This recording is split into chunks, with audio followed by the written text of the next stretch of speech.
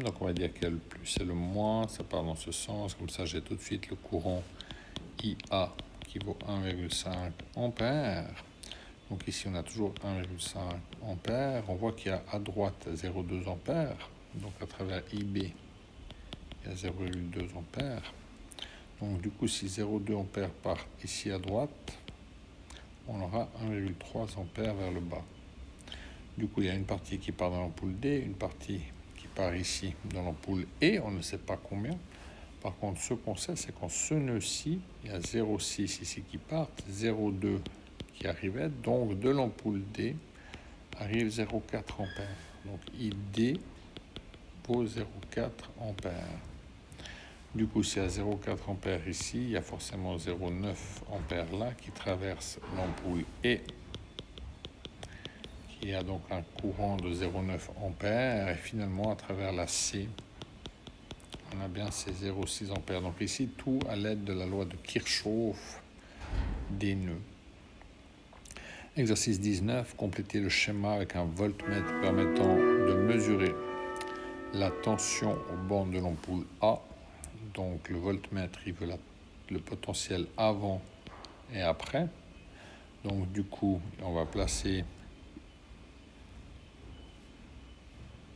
un voltmètre ici qui va mesurer les deux tensions avant et après. Donc, ce voltmètre va mesurer le potentiel, on va marquer en 2 moins le potentiel en 1. Ce qui va nous donner la tension en 1 et 2, la tension aux bornes de l'ampoule A. Très bien. L'ampèremètre qui mesure l'intensité du courant traversant l'ampoule B, l'ampèremètre il doit pouvoir compter tous les électrons qui passent, donc il se met en série ici avant ou après. J'aurais pu aussi le mettre là, n'importe où dans le circuit, puisqu'ici on a une seule boucle. Ensuite, une flèche indiquant le sens du parcours des électrons. Alors les électrons ils vont du moins au plus. Donc, les électrons circulent dans ce sens, alors que le courant, selon la convention d'Ampère, circule du plus au moins. Voilà pour cet exercice 19. Bravo, monsieur Alba. Les tensions. Donc ici, on va utiliser la loi de Kirchhoff, mais cette fois-ci des mailles.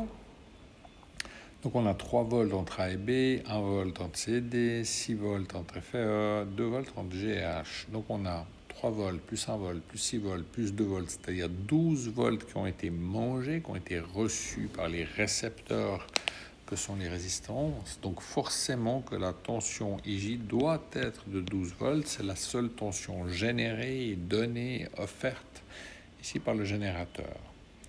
Du coup, on peut s'amuser à faire un petit schéma des potentiels en admettant que ici on est du moins au plus. Donc ici on aurait 0 volt. Donc partout ici on aurait une tension de 0 volt. Partout, y compris en H. Ensuite, il y a 12 volts qui ont été offerts,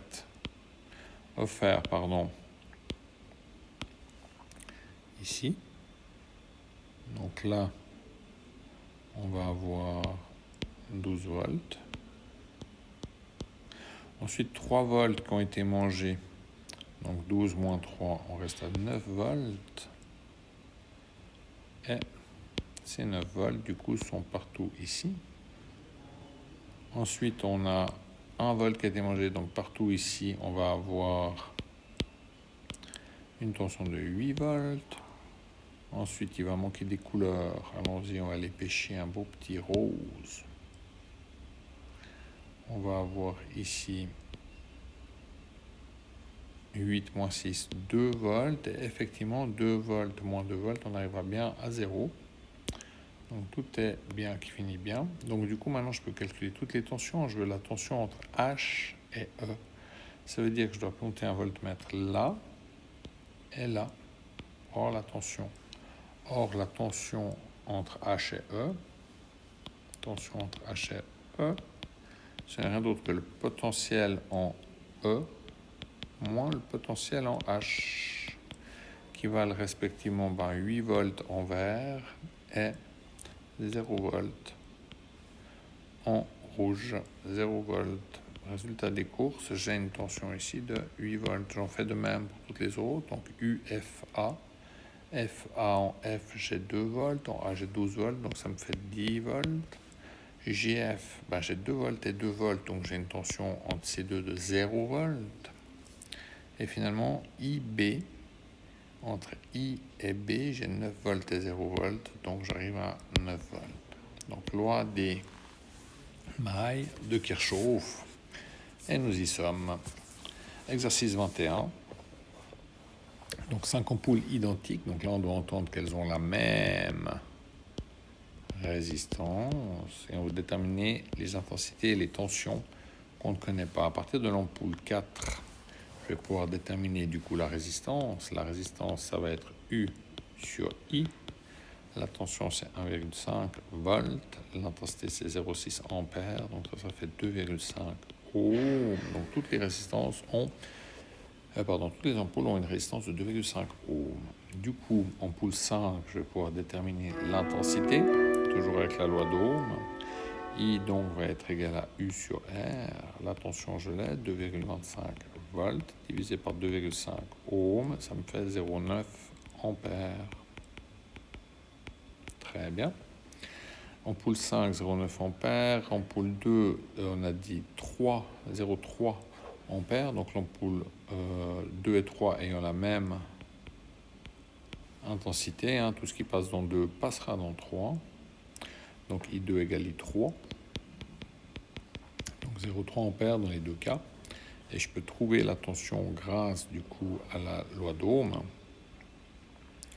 Donc loi d'Ohm, U égale RI toujours. Je peux trouver la tension, donc 2,5 fois 0,3, ça me fait 0,75 volts pour toutes les deux. Il nous reste encore l'ampoule 1. Eh bien l'ampoule 1, par déduction, mettons que là le plus, le moins, le courant arrive ici en ce nœud. Qu'est-ce qu'il irait passer à travers une ampoule qui a une résistance, alors qu'il peut passer tout droit ici sans aucune résistance. Donc dans l'ampoule 1, il y aura 0 ampères et donc 0 volts à ces bornes. On pourrait s'amuser encore à faire le schéma des potentiels. Donc schéma des potentiels. En fait, on n'a pas la tension là. On n'a pas la tension générée par le générateur. Est-ce qu'on peut néanmoins le faire? Ça doit être jouable, allons-y, on va essayer ça. Donc, ici on va avoir 0 volts. 0 volts juste à l'entrée du générateur. Comme on a 2,25 volts dans l'ampoule 5, au bord de l'ampoule 5, là on va avoir partout 2,25 volts. Comme l'ampoule 4 3,25, on a donc partout ici 4,75 volts. Non, erreur. Donc 2,25 plus on a dit quoi l'ampoule 4, 1,5, donc 3,75 volts. Puis finalement la 2 prenant 0,75 volts. On a ici au milieu un 3 volts. 3 volts, ce qui correspond bien pour retomber après à 2,25. Donc voilà pour cet exercice 21. Tout est bien, qui finit bien. Exercice 22, déterminer les résistances. On va toujours user de la loi d'Ohm. Donc on a un courant ici de 3 ampères à travers chacune des 3 résistances, puisque c'est un circuit tout simple en série. Donc ici pour R1, ça va être U1 sur I1, ce qui va faire 3 sur 3, c'est-à-dire 1 ohm. Pour R3, on va avoir U3 sur I3. U3 vaut 1, I3 vaut toujours 3, donc 1 tiers d'ohm. Ensuite, il nous manque la tension U2. La tension U2, je peux la trouver par la loi d'Ohm. Ici, j'ai 12 volts générés, 3 volts mangés, 1 volt mangé, il reste 8 volts. Et donc, ça me permet de trouver R2, 8 volts divisé par 3 ampères, 8 tiers de ohm. Parfait. Exercice B, peut-être là qu'il faudra qu'on prenne un peu de détails. Je vais le faire ici en bas. Donc on a une tension générée de 12 volts, on a un courant de 1,5 ampères qui traverse aussi ici la R1. Donc je peux trouver R1 qui vaudra donc U1 sur I1. U1, on vient de dire 3 volts, I1, c'est-à-dire 1,5 ampères, donc R1 vaut 2 ohms.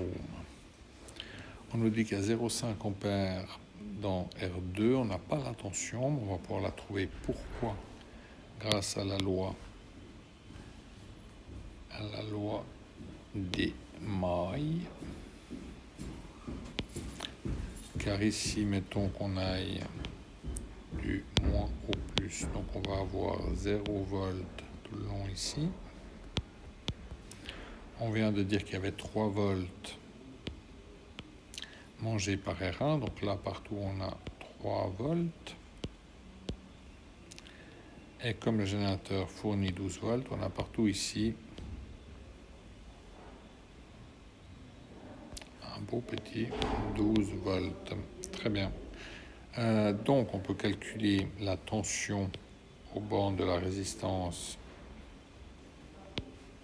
2.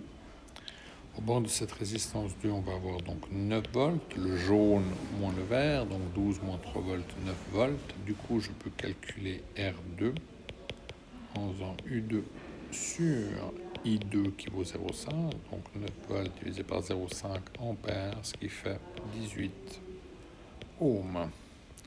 Il me reste à trouver R3. Donc pour R3, ça va être U3 sur I3. Alors ce U3 il va valoir aussi 9 volts, jaune moins vert. Et par contre le I3, ça va être ce 1,5 ampère total moins le 0,5 ampère qui est déjà mangé dans R2. Donc on va avoir 9 volts divisé par 1 ampère, ce qui fait 9 ohms. Et c'est fini, on est content. Bravo!